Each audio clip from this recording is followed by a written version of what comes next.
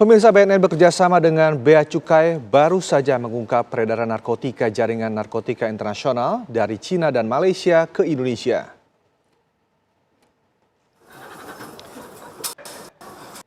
Tim gabungan menemukan sebuah apartemen di Jakarta Utara yang digunakan sebagai tempat meracik dan mengolah narkotika cair. Narkotika cair kemudian disuntikan ke dalam liquid vape dan minuman jenis Happy Water. Petugas mengamankan 4 orang tersangka dengan peran yang berbeda-beda, mulai dari kurir pengambil bahan, peracik, pengendali, hingga sebagai pembiaya.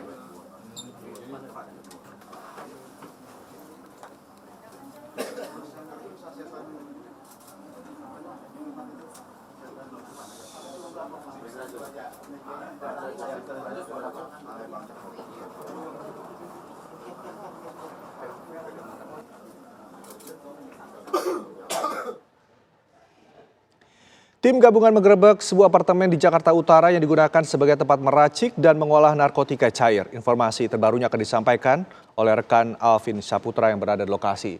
Alvin, ada berapa banyak barang bukti yang diamankan dalam penggerebekan kali ini? Ya baik Rendra dan juga pemirsa, memang baru saja BNN dan juga Bea Cukai mengungkap kasus jaringan narkotika internasional yang dimana tempat saya mengabarkan saat ini memang berada di salah satu apartemen di Jakarta. Memang ini merupakan tempat di mana para pelaku ini meracik untuk narkotika sendiri. Dan untuk mengetahui lebih lanjut, saya akan bertanya langsung kepada Brigjen Pol Budi Wibowo sebagai PLT Deputi Pemberantasan BNN RI. Halo Pak. Selamat siang. Pak, mungkin bisa dijelaskan dulu Pak terkait penggerebekan tadi seperti apa nih Pak? Ya, jadi mungkin berawal daripada perintah Bapak Kepala BNN RI dalam rangka Natal dan Tahun Baru untuk meningkatkan kegiatan dalam rangka mencegah masuknya narkotika ke wilayah kita. Maka kita menentukan beberapa wilayah sebagai prioritas, termasuk salah satunya adalah Bandara Soekarno-Hatta.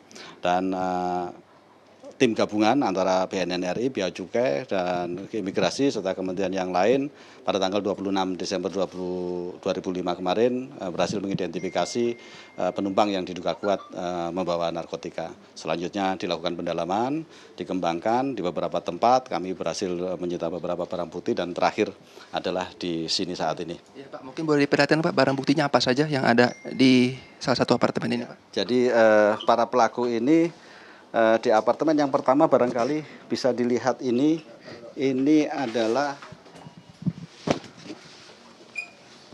hampir 10.000 cartridge kosong yang siap untuk diisi. Ya, ini ada hitam putih dan di sebelah sana, maaf ini adalah injection, alat suntik yang untuk mengisi cairan narkotika yang sudah diolah ke dalam cartridge liquid vape. Ini juga ribuan jumlahnya. Kemudian output dari mereka adalah satu adalah dalam bentuk cartridge yang di dalamnya sudah ada cairan narkotika, kandungan narkotika, dan yang kedua bentuknya adalah Happy Water seperti ini. Ini adalah bahan-bahan pencampurnya.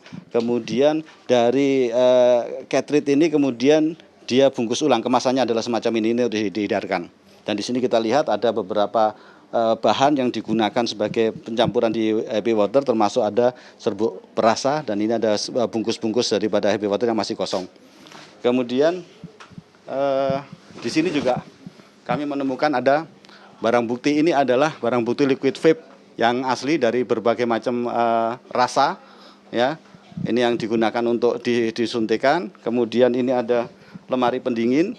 Lemari pendingin ini digunakan untuk menyimpan, yang pertama adalah hasil proses yang setelah pemanasan didinginkan sebentar, dan di sini juga kita menemukan ada beberapa alat yang diciptakan oleh mereka sebagai mixer untuk mencampur dari beberapa bahan yang di dalam adonan mereka yang akan dipanaskan nanti di sini. Ini adalah pemanasnya. Ini pemanasnya. Jadi mekanismenya dia rebus air ini dulu, kemudian dia siapkan bahan-bahan yang akan dicampur, yang akan diolah. Dengan ini ada alat pengukurnya. Ini timbangannya, kemudian dengan menggunakan wadah yang tadi kita temukan, ini dimasukkan dalam air yang sudah dipanaskan, diaduk, selanjutnya didinginkan sebentar di almari pendingin tadi, kemudian baru digunakan pipet ini untuk disedot, selanjutnya diinjekkan kepada cartridge vape yang sudah disiapkan. Itu adalah proses umumnya. Ya, mungkin bisa dijelaskan sendiri Pak untuk jaringan internasional ini seperti apa nih Pak dari negara mana sih? Salah satu indikatornya adalah bahwa bahan-bahan yang dia gunakan di sini itu diperolehnya adalah dari luar negeri. Kemudian juga ada keterlibatan beberapa warga negara asing yang saat ini masih dalam pengejaran dan pencarian kita. Dari negara mana saja itu Pak? Khususnya warga negara Cina.